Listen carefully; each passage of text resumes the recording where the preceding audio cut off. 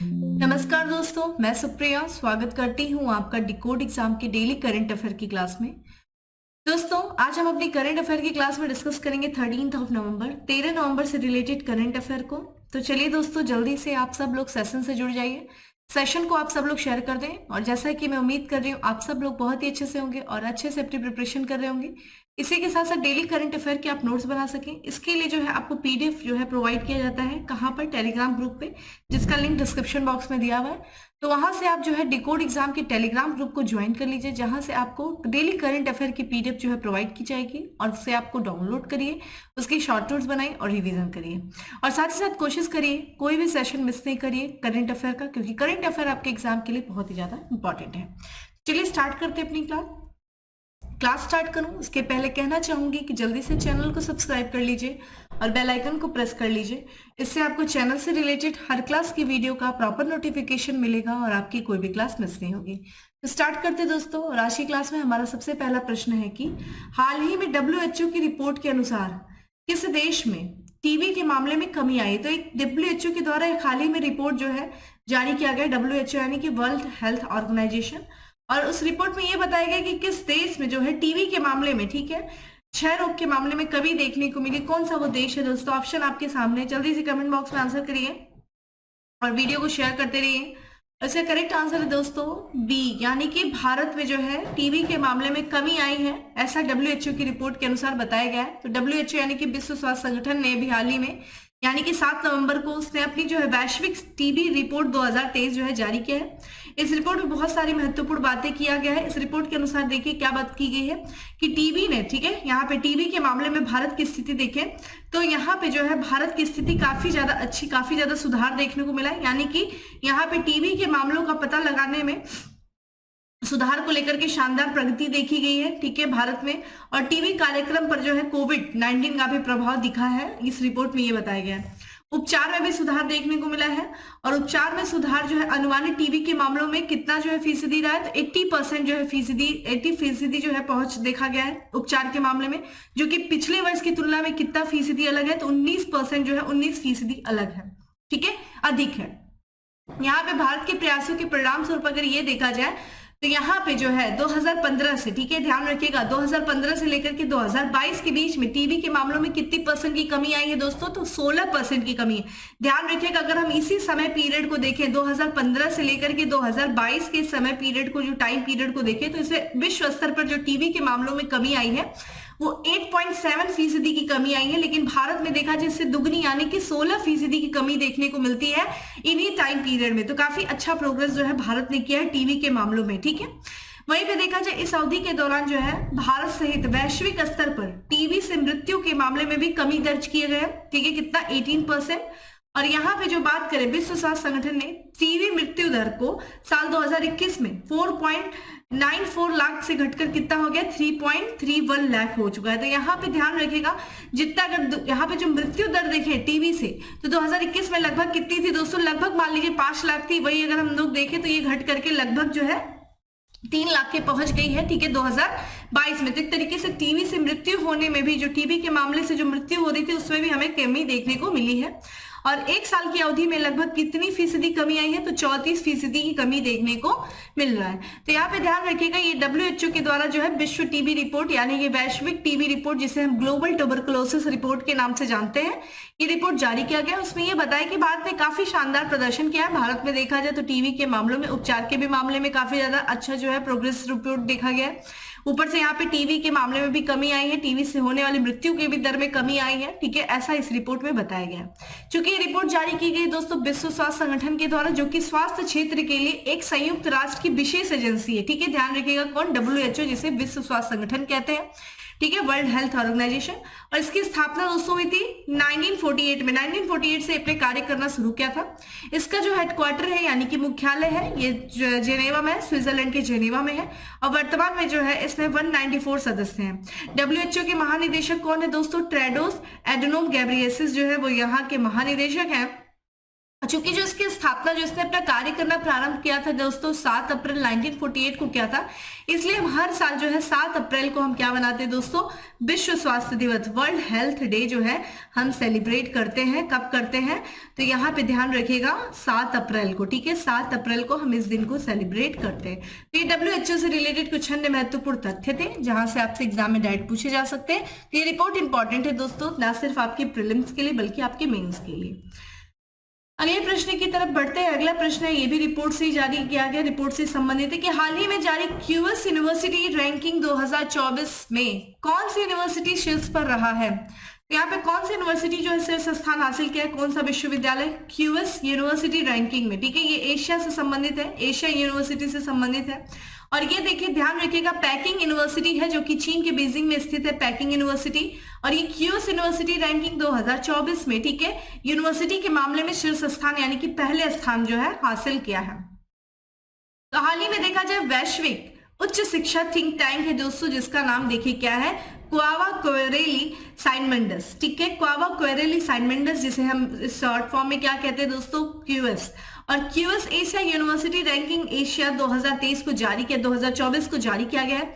और इसमें देखा जाए कितने विश्वविद्यालयों को शामिल किया गया है, तो एशिया के लगभग जो है 856 विश्वविद्यालय को जो है शामिल किया गया, जिसमें भारत के कितने विश्वविद्यालय शामिल है, 148 विश्वविद्यालय शामिल है इस रैंकिंग में। ये जो QS Asia university ranking Asia 2024 है, इसमें जो शीर्ष स्थान जो है हासिल किया है वो चीन की पैकिंग यूनिवर्सिटी है, जिसने पहला स्थान हासिल किया। और ये पैकिंग यूनिवर्सिटी चीन के बीजिंग में स्थित है।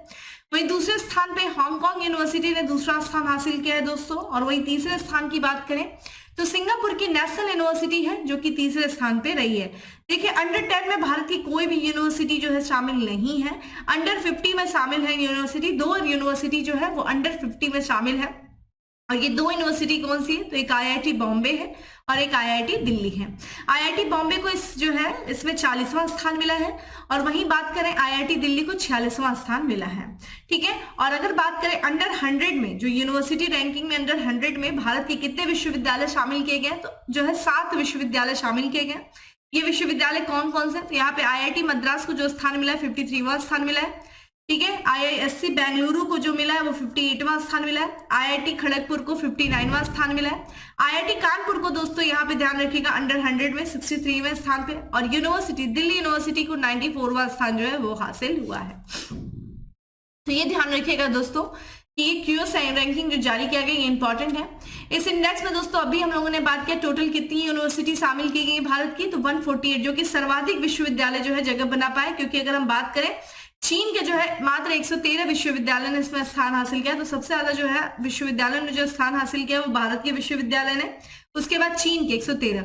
और इसमें जो है इस रैंकिंग में 11 संकेतों के आधार पर जो है ये रैंकिंग तैयार की जाती है। ये ध्यान रखिएगा, ये यूनिवर्सिटी है दोस्तों, जो ये ध्यान रखिएगा इंडियन यूनिवर्सिटी इन क्यूएस वर्ल्ड यूनिवर्सिटी एशिया 2024 में जो टॉप 200 जो है इंडिया के यूनिवर्सिटी है वो कौन कौन से, जिसमें सबसे पहला स्थान जो आता है वो जो है IIT बॉम्बे का है, जो कि इस तरह से एशिया में देखा जाए 44। और अगर हम देखें दोस्तों यहाँ पे इंडिया के प्रोस्पेक्टिव में ये जो है पहले स्थान पे आता है, ठीक है। इसको आप देख लीजिएगा, रैंकिंग ध्यान रखिएगा, ठीक है। तो ये जो है रैंकिंग हम लोगों ने जो पहला और दूसरा क्वेश्चन जिससे रिलेटेड किया वो किससे था, रैंकिंग से रिलेटेड था।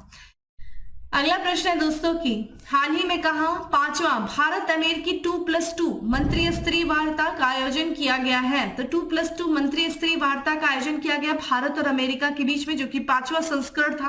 कहाँ आयोजित किया गया, ऑप्शंस आपके सामने है, कमेंट बॉक्स में आंसर करिए, वीडियो को शेयर करते हुए चलिए। और दोस्तों इसका जो करेक्ट आंसर है वो है नई दिल्ली, भारत की राजधानी नई दिल्ली में दोस्तों 5वां भारत अमेरिका 2+2 मंत्रिय स्तरीय वार्ता का आयोजन किया गया। कब किया गया, तो ये 10 नवंबर को नई दिल्ली में आयोजित किया गया। ये 2+2 दोस्तों क्या है, तो ये विदेश मंत्रालय और रक्षा मंत्रालय, ठीक है, 2+2। तो यहाँ पे जो है इस वार्ता में तो भारत के जो रक्षा मंत्री राजनाथ सिंह और विदेश मंत्री दोस्तों कौन है, डॉक्टर एस जयशंकर। वहीं देखा जाए अमेरिकी समकक्ष जो इनके हैं, यानी कि जो अमेरिकी रक्षा सचिव है लॉयड ऑस्टिन, और अमेरिकी जो विदेश मंत्री हैं एंटनी ब्लिंकन, उन्होंने जो है इस वार्ता का ये जो 5वीं भारत अमेरिकी 2+2 मंत्री स्तरीय वार्ता उसकी इन्होंने अध्यक्षता की है। इसके बाद देखिए वार्ता के बाद जो सचिव है, ठीक है, ऑस्टिन, और जो रक्षा मंत्री राजनाथ सिंह, उनके बीच में भी द्विपक्षीय बैठक की गई, ठीक है, यहाँ पे जो है ये बैठक की बात करेंगे, जो 5वीं भारत अमेरिकी 2+2 मंत्री स्तरीय वार्ता थी दोस्तों, ये रक्षा और सुरक्षा सहयोग पर केंद्रित थी। ठीक है, 2+2 संवाद की बात करें तो ये द्विपक्षीय बैठक, यानी दो पक्ष जो है इसमें भाग लेते हैं, जो कि किन मुद्दों पर चर्चा करते हैं, तो रणनीतिक मुद्दों पर, रक्षा और प्रौद्योगिकी जैसे जो क्षेत्र है उस पर वो आपस में चर्चा करते हैं।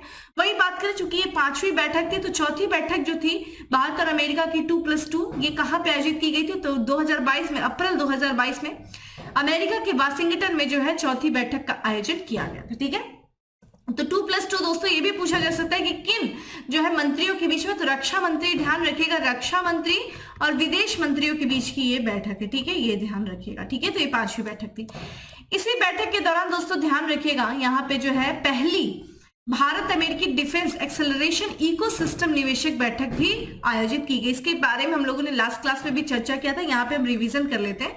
तो अगर आपसे पूछा जाए कि पहली भारत अमेरिकी defence acceleration ecosystem Indus x जो है निवेशक बैठक कहाँ आयोजित की गई थी, तो ये दिल्ली में आयोजित किया गया था इसी बैठक के दौरान। ये बैठक दोस्तों, ठीक है, इस बैठक के पहले यानी कि 8 नवंबर को जो है इस बैठक का आयोजन किया गया था नई दिल्ली में। रक्षा उत्पादन विभाग के तहत रक्षा उत्कृष्टता के लिए नवाचार और अमेरिकी रक्षा विभाग द्वारा पहली इंडस एक्स निवेशक सम्मेलन का जो है आयोजन किया गया। ये बैठक जो है दोस्तों, ये जो 2+2 भारत अमेरिकी मंत्री स्तरीय वार्ता है उसके पहले आयोजित की गई। ठीक है, इस बैठक का जो शुभारंभ किया गया, इस दौरान जो है इंडस एक्स शैक्षिक श्रृंखला का भी शुभारंभ किया गया।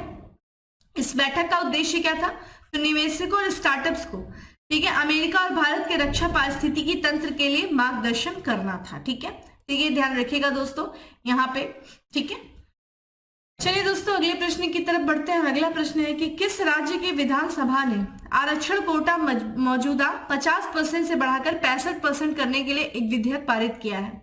तो किस राज्य की विधानसभा ने दोस्तों जो आरक्षण कोटा है, जो कि वर्तमान में 50% है, उसको बढ़ा करके 65% करने की बात की है। किसने जो है इस प्रस्ताव को पारित किया है। ठीक है, ऑप्शंस आपके सामने, जल्दी से आंसर करें दोस्तों। बताइए, उत्तर प्रदेश है, मध्य प्रदेश, उड़ीसा, बिहार। इसका जो करेक्ट आंसर दोस्तों वो है डी, यानी कि बिहार। ठीक है, यहाँ पे जो बिहार की विधानसभा है दोस्तों, उन्होंने अनुसूचित जाति, अनुसूचित जनजाति, ठीक है, SC ST, ठीक है, और अत्यंत पिछड़ा जो जाति है और अन्य पिछड़ी जाति के लिए राज्य की जो सरकारी नौकरियां, ध्यान रखिएगा, जो वहां की जो स्टेट गवर्नमेंट की जो जॉब है उसमें जो आरक्षण 50% है उसको बढ़ा करके जो 65% करने संबंधी जो संशोधित विधेयक था उसको क्या किया, सर्वसम्मति से पारित कर दिया है। अब ये जो है गवर्नर के पास जाएगा, उसके बाद जो गवर्नर जब इस पे साइन कर देंगे तो ये लागू हो जाएगा। सदन में संसदीय जो कार्य मंत्री है विजय कुमार चौधरी, उन्होंने ये कहा कि पिछड़ी जाति को, ठीक है, जो पिछड़ी जाति उसको सरकारी नौकरी में कितना % आरक्षण मिलेगा, 18%। ठीक है, वहीं देखा जाए जो यहाँ पे जो अत्यंत पिछड़ी जाति है उनको दोस्तों कितना आरक्षण मिलेगा, तो जो है 25% का अधिकतम जो आरक्षण वो अत्यंत पिछड़ी जाति को मिलेगा, और अनुसूचित जातियों को 20% और अनुसूचित जनजातियों को 2% जो है आरक्षण का प्रावधान किया गया है। और वहीं सामान्य वर्ग, जो आर्थिक रूप से कमजोर वर्ग हैं दोस्तों, सामान्य वर्ग में उनको जो है 10% का जो कोटा निर्धारित किया गया है, EWS इकोनॉमिकली वीकर सेक्शन, वो उसे यथावत ही रखा गया। ठीक है, अब देखा जाए तो इस तरह से आरक्षण की जो कुल सीमा है दोस्तों बढ़कर के 75% हो जाएगी, और 25% जो है एक तरीके से अनारक्षित वर्ग के लिए रहेगा। ठीक है, अनरिजर्व सेक्शन के लिए 25% रहेगा। तो यहाँ पे दोस्तों ध्यान रखिएगा, यहाँ पे जो बिहार की विधानसभा है उससे अनुसूचित जाति, अनुसूचित जनजाति, अत्यंत पिछड़ा जाति, अन्य पिछड़ी जाति के लिए जो राज्य की सरकारी नौकरी है उनमें जो आरक्षण का प्रावधान जो है उसको 50% से बढ़ा करके 65% करने संबंधी विधेयक पर जो है सहमति दर्ज किया है। अगला प्रश्न है दोस्तों की, निम्न में से किस राज्य में एक वृत्ताकार जियोग्लिफ खोजा गया है। ठीक है, तो यहाँ पे जियोग्लिफ खोजा गया है दोस्तों किस राज्य में, जो कि वृत्ताकार जियोग्लिफ है। ठीक है, तो ये किस राज्य में खोजा गया है, ऑप्शंस आपके सामने हैं दोस्तों। इसका करेक्ट आंसर ध्यान रखिएगा दोस्तों, तेलंगाना। ठीक है, तेलंगाना में खोजा गया है। अभी मैं बताती हूँ जियोग्लिफ है क्या। तो तेलंगाना में दोस्तों एक शहर जिला है दोस्तों जिसका नाम है मेडचल मल्काजगिरी। ठीक है, मल्काजगिरी जिला है, उसमें देखा जाए मुदुच्ची थालापल्ली के जो बाहरी इलाके में एक वृत्ताकार जियोग्लिफ पाया गया। ये आप देख सकते हैं, ये वृत्ताकार जियोग्लिफ है। ठीक है, और ये जो है कितना साल पुराना बताया जा रहा है, लगभग 3000 साल पुराना। ठीक है, ये 1000 ईस्वी पूर्व का माना जा रहा है। और ये निचली जो है ग्रेनाइट पहाड़ी पर उकेरा गया है। और जियोग्लिफ का अगर हम व्यास देखें तो ये 7.5 मीटर फैला हुआ है और इसका आकार एकदम गोलाकार है, देख सकते हैं बिल्कुल राउंड में ये बना हुआ सर्कल की तरह है। वृत्त के चारों ओर 30 सेंटीमीटर चौड़ा किनारा है और वृत्त के भीतर एक जो है 2 त्रिकोण है। ये तेलंगाना के लोह युग के निवासियों के कलात्मक कौशल और नक्काशी तकनीकी को क्या करता है, प्रदर्शित करता है। जियोग्लिफ क्या होता है दोस्तों, तो एक तरीके से ये रॉक आर्ट होता है, यानी कि जो पत्थरों पर जो आकृति जो कला की जाती है पत्थरों पर, वही है जियोग्लिफ। और ये प्रागैतिहासिक समय के जो मनुष्य हुआ करते थे वो जनरली पत्थरों से, लोहे से या कुछ जो भी उपकरण होता था उन्हीं का उपयोग करके जो जमीन पर डिजाइन किया जाता था, ठीक है, जो रूपांकन किया जाता था, यानी कि एक तरीके से जो जमीन पे जो डिजाइन किया जाता था पत्थरों का, लोहे का, कोई भी उपकरण इस्तेमाल करके, उसी को जियोग्लिफ कहा जाता था। और भारत में जियोग्लिफ जो है महाराष्ट्र के रत्नागिरी क्षेत्र के कोंकण पेट्रोग्लिफ में प्राप्त हुआ है, जो कि एक पर्यटन स्थल है। तो अभी हाल फिलहाल में, ठीक है, तेलंगाना में प्राप्त हुआ 3000 साल पुराने, यानी कि लगभग 1000 ईस्वी पूर्व का ये बताया गया, ठीक है, ये ध्यान रखिएगा। चलिए दोस्तों, अगला प्रश्न नियुक्ति से रिलेटेड है कि हाल ही में भारत के महासर्वेक्षक के रूप में नियुक्त किया गया, किसे नियुक्त किया गया है? देखिए इसका करेक्ट आंसर है बी है। इसके बारे में हम लोगों ने पिछली क्लास में भी चर्चा किया था, चूंकि ये प्रश्न फिर से आ गया तो रिपीट कर लेते हैं। तो हितेश कुमार एस मकवाना को जो है भारत के महासर्वेक्षक के रूप में जो है नियुक्त किया गया है। इनको देखा जाए तो ये तमिलनाडु कैडर के हैं, ये भारतीय प्रशासनिक सेवा, ठीक है, अधिकारी हैं ये हितेश कुमार एस, और इनको देखा जाए भारत का महासर्वेक्षक नियुक्त किया गया। भारत की जो केंद्र सरकार है दोस्तों, वो कुशल शासन और प्रशासनिक नेतृत्व के प्रति अपनी प्रतिबद्धता को मजबूत करते हुए वरिष्ठ नौकरशाहों के लिए महत्वपूर्ण नियोक्ताओं और पोस्टिंग की एक श्रृंखला की घोषणा की है, ठीक है। इसी के साथ जो है इसी श्रृंखला के जो घोषणा करने के दौरान ये सारी नियुक्तियां की गई हैं। तो यहाँ पे जो है भारत के महासर्वेक्षक जो नियुक्त किए गए हैं वो कौन किए गए? हितेश कुमार मकवाना। इसी के साथ साथ दोस्तों हम बात करते हैं केंद्रीय अन्वेषण ब्यूरो यानी कि सीबीआई के संयुक्त निदेशक भी नियुक्त किया गया है। गुजरात कैडर के आईपीएस अधिकारी जिनका नाम है वी चंद्रशेखर, इनको केंद्रीय अन्वेषण ब्यूरो यानी कि सीबीआई का संयुक्त निदेशक नियुक्त किया गया। ये 2000 बैच के, ठीक है, ये आईपीएस अधिकारी हैं। इनको 5 साल के लिए, ठीक है, सीबीआई का संयुक्त निदेशक पद पर नियुक्त किया गया। इसके साथ ही इन्होंने जो है किसमें कार्य किया था? तो सीबीआई में इन्होंने पुलिस अधीक्षक और उप महानिरीक्षक के रूप में भी इन्होंने जो है अपनी सेवा दी है। और अब इन्हें जो है केंद्रीय यानी कि सीबीआई का जो है संयुक्त निदेशक नियुक्त किया गया। किसे किया गया? वी चंद्रशेखर को। चूंकि हम बात कर रहे हैं सीबीआई के बारे में तो आइए इसके बारे में बात कर लेते हैं। दोस्तों सीबीआई की जो स्थापना की गई थी वो 1963 में किया गया था। और ये जो है बोर्ड जो है, ये जो सीबीआई है दोस्तों, वो किसके द्वारा जो है शासित किया जाता है? तो ये दिल्ली विशेष पुलिस प्रतिष्ठान, ठीक है, अधिनियम है, ठीक है, 1948, ठीक है, अधिनियम जो 1948 है यानी कि दिल्ली स्पेशल पुलिस एस्टेब्लिशमेंट जो अधिनियम है उसके द्वारा क्या किया जाता है? ये अधिशासित किया जाता है, ये शक्तियां अपनी प्राप्त करता है। इसकी जो स्थापना दोस्तों किया गया था तो 1962 से लेकर के 64 के बीच में एक, ठीक है, भ्रष्टाचार निवारण पर एक समिति बनाई गई थी जिसे संथानम समिति कहते हैं। तो संथानम समिति के सुझाव के आधार पर जो है सीबीआई की स्थापना की गई थी। अगर हम देखें वर्तमान में जो सीबीआई है वो किस मंत्रालय के अधीन कार्यरत है? तो ये भारत के जो कार्मिक विभाग, कार्मिक पेंशन और लोक शिकायत मंत्रालय है उसके तहत ये जो है कार्यरत है। तो ये सीबीआई से संबंधित कुछ अन्य महत्वपूर्ण तथ्य हैं, वो ध्यान रखिएगा। और किसे जो है संयुक्त निदेशक नियुक्त किया गया सीबीआई का, ये ध्यान रखिएगा। अगला प्रश्न है दोस्तों कि भारत और किस देश ने अपराध से निपटने और सुरक्षा प्रयासों को बढ़ाने के लिए हाथ मिलाया है? तो किस देश ने दोस्तों अपराध से निपटने और सुरक्षा प्रयासों को बढ़ाने के लिए दोस्तों हाथ मिलाया? ऑप्शंस आपके सामने हैं और इसका करेक्ट आंसर है दोस्तों बी, नेपाल, ठीक है। भारत और नेपाल के सीमा बलों ने सीमा पर अपराधों और हथियारों, गोला बारूद और मानव तस्करी को रोकने पर जोर देते हुए द्विपक्षीय प्रयासों को प्रभावी बनाने की प्रतिबद्धता व्यक्त की है। तो जो सीमा बल है दोस्तों भारत और नेपाल के बीच में, उन्होंने क्या किया है? एक समझौता ज्ञापन किया है कि सीमा पर जो अपराध हो रहे हैं, जो हथियार और गोला बारूद और जो कि मानव तस्करी है, उसको रोक लगाने के लिए ये जो है द्विपक्षीय प्रयास किया जाएगा। दोनों पक्ष आपस में मिलकर प्रयास करेंगे। और ये जो फैसला लिया गया दोस्तों, तो ये दोनों देशों के जो सशस्त्र सीमा बल हैं यानी कि भारत के जो सशस्त्र सीमा बल हैं और नेपाल के जो सैन्य पुलिस बल हैं, उनके बीच में एक जो है 7वीं वार्षिक समन्वय बैठक आयोजित की गई थी नई दिल्ली में। उसी बैठक के दौरान ये फैसला लिया गया। बैठक के दौरान जो भारत और नेपाल सीमा पर सुरक्षा की स्थिति पर विशेष जोर देते हुए एक व्यापक विचार विमर्श किया गया। दोनों पक्षों ने परस्पर सहमति से समन्वय और सहयोग बढ़ाने के और उपाय लागू करने पर भी प्रतिबद्धता व्यक्त की। सशस्त्र बल, यहाँ पे सशस्त्र सीमा बल और सैन्य पुलिस बल ने विशेषकर त्योहारों के दौरान दोनों देशों के नागरिकों की आवाजाही में सुविधा के लिए भारत नेपाल सीमा पर प्रमुख स्थलों पर हेल्प डेस्क भी स्थापित किए हैं। तो यहाँ पे जो अपराधों से निपटने की, जो सीमा पे भारत और नेपाल की सीमा पर जो अपराध होते हैं, जो मानव तस्करी होती है, उन पर जो है लगाम लगाने के लिए एक दूसरे का क्या करना है, एक दूसरे के तरह जो है एक दूसरे से मिल करके, यानी कि द्विपक्षीय प्रयासों के माध्यम से इसको रोकने का प्रयास किया जाएगा। इसके लिए समझौता किया गया। इसी के साथ साथ एक अन्य समझौता भी भारत का नीदरलैंड के साथ हुआ है। कौन सा समझौता हुआ है? तो यहाँ पे चिकित्सा उत्पाद विनिमय पर एक दूसरे को सहयोग करने के लिए भारत और नीदरलैंड ने क्या किया दोस्तों, जो है समझौता किया है। किस पर? जो चिकित्सा यानी कि ये जो मेडिकल प्रोडक्ट होते हैं उनको रेगुलेट करने पर एक दूसरे को सहयोग करने के लिए भारत और नीदरलैंड ने क्या किया, सहयोग किया, ठीक है, समझौता किया। और ये जो समझौता हुआ है दोस्तों, ध्यान रखिएगा, ये जो है हैग यहाँ पे शहर है, ठीक है, एम्स्टर्डम इसकी राजधानी नीदरलैंड की, जो कि यहाँ पे राजधानी लिखा है। तो यहाँ पे जो है ये समझौता जो है किया गया हेग में। ये समझौते को भारत के केंद्रीय रसायन और उर्वरक राज्य मंत्री हैं जिनका नाम है भगवंत हुबा, और नीदरलैंड के जो स्वास्थ्य कल्याण और खेल मंत्री हैं अनस्ट कूपर्स, उनके बीच में ये समझौता जो है किया गया। इस समझौते का उद्देश्य क्या है दोस्तों? तो दोनों देशों के लिए चिकित्सा उत्पादों और स्वास्थ्य सेवाओं की गुणवत्ता को बढ़ाना है। और ये जो समझौता ये विश्व स्थानीय उत्पादन फोरम में किया गया, ठीक है। ये ध्यान रखिएगा कि यहाँ पे नेपाल से हम लोगों ने देखा समझौता, और नीदरलैंड के बीच में चिकित्सा उत्पाद विनिमय पर सहयोग के लिए समझौता किया गया। अगला प्रश्न है दोस्तों कि विश्व पर्यटन बाजार का आयोजन कहाँ किया गया? तो विश्व पर्यटन बाजार का आयोजन दोस्तों कहाँ किया गया? तो ये किया गया दोस्तों लंदन में किया गया, ठीक है। तो विश्व पर्यटन बाजार का जो है आयोजन अभी हाल फिलहाल में लंदन में किया गया, और भारत की ओर से जो केंद्रीय पर्यटन मंत्रालय उसने भाग लिया, और केंद्रीय पर्यटन मंत्रालय ने लंदन में जो ये जो विश्व पर्यटन बाजार था उसमें भारत का जो भारत अतुल्य भारत मंडप था उसका उद्घाटन किया। इसमें जो अतुल्य भारत भ्रमण वर्ष 2022 माफ करिए 2023 थीम के तहत जो है भारत आने वाले लोगों के लिए विभिन्न पर्यटन उत्पादों परिवर्तनकारी अनुभवों की श्रृंखला का जो है प्रदर्शन किया गया।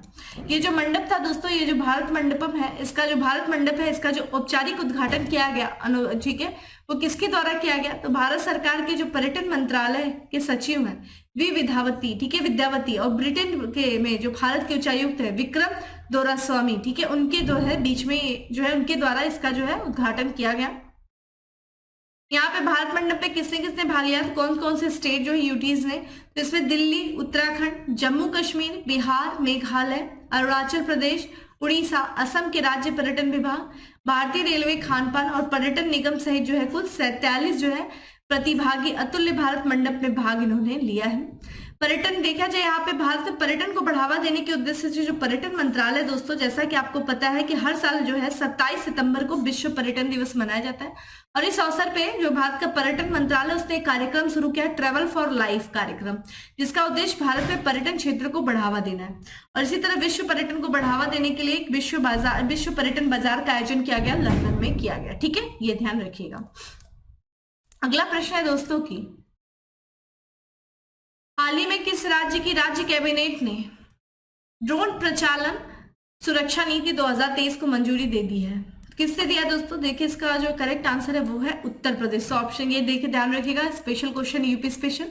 यहाँ पे उत्तर प्रदेश की जो कैबिनेट है दोस्तों उसमें राज्य में, ठीक है, उस कैबिनेट राज्य में ड्रोन के संचालन संबंधी जो मुद्दे हैं उनका समाधान करने के लिए उत्तर प्रदेश ड्रोन प्रचालन सुरक्षा नीति 2023 को मंजूरी दिया है। इस राज्य की जो नीति इसके अनुसार देखा जाए तो जो है अब ड्रोन का जो है जो भी कोई ड्रोन है उसका रजिस्ट्रेशन कराना क्या कर दिया गया है, उसका पंजीकरण कराना अनिवार्य कर दिया गया। ड्रोन की एक विशिष्ट पहचान भी होगी, और थाना स्तर में भी ड्रोन की गतिविधियों पर क्या किया जाएगा, नजर रखा जाएगा, ठीक है। यूपी सरकार जो है भारत सरकार के नागरिक उड्डयन अधिनियम के प्रावधानों के तहत ड्रोन नीति पर काम किया है। सरकार ने देखा जाए यहाँ पे जो सरकार है वो राज्य के भीतर, ठीक है, ध्यान रखिएगा, रेड, ग्रीन और येलो जोन निर्धारित करने के लिए भी कदम उठाएगी।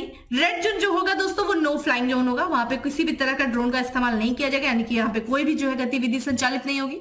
येलो जोन की बात करें तो यहाँ पे प्रशासन जो है तय करेगा कि यहाँ किस तरह की गतिविधि जो होगी, और शेष जो गतिविधियां होंगी वो ग्रीन जोन में क्या किया जाएगा, संचालित किया जाएगा, ठीक है। तो ये ध्यान रखिएगा कि उत्तर प्रदेश ड्रोन प्रचालन नीति सुरक्षा नीति 2023 को मंजूरी दे दिया गया उत्तर प्रदेश कैबिनेट के द्वारा।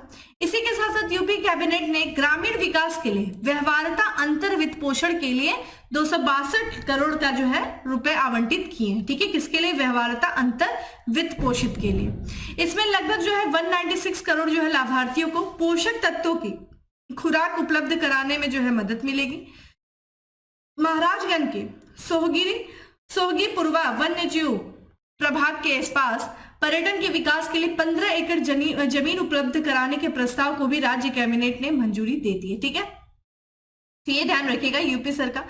ठीक है, तो यहाँ पे जो यूपी से रिलेटेड कुछ महत्वपूर्ण तथ्य थे जो हम लोगों ने देखा। अब बात करते दोस्तों आज के लास्ट 10 जो है एमसीक्यू पर, कि हाल ही में राष्ट्रीय शिक्षा दिवस किस दिन मनाया गया?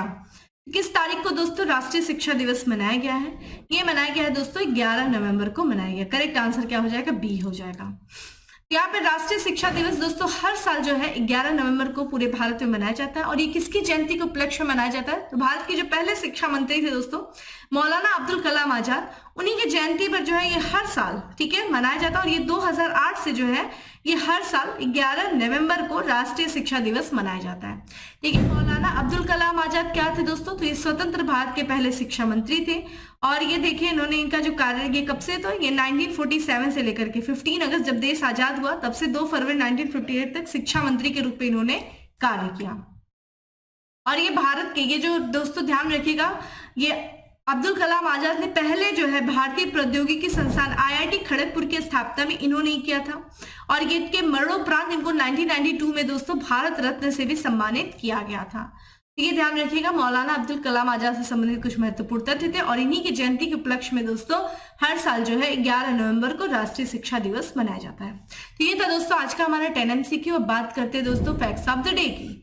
फैक्ट्स ऑफ द डे में हमारा सबसे पहला फैक्ट है कि राज्य के रंगिया और मरियानी रेलवे स्टेशन को ईट राइट स्टेशन का प्रमाण पत्र मिला है। तो ये किस राज्य के रेलवे स्टेशन है दोस्तों? तो ये असम राज्य के रेलवे स्टेशन है जिन्हें ईट राइट स्टेशन का प्रमाण पत्र मिला है।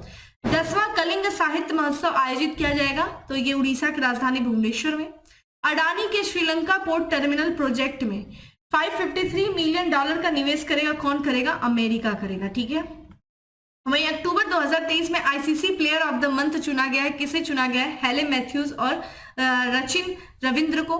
2024 में घूमने के लिए सबसे बढ़िया गंतव्य स्थल बना है दोस्तों, कौन सा बना है? सिक्किम बना है। ठीक है, तो दोस्तों ये था आज का हमारा करंट अफेयर। उम्मीद करती हूँ आपको अच्छा लगा होगा। अच्छा लगा है तो लाइक कर दीजिएगा, ज्यादा से ज्यादा लोगों को शेयर करिएगा।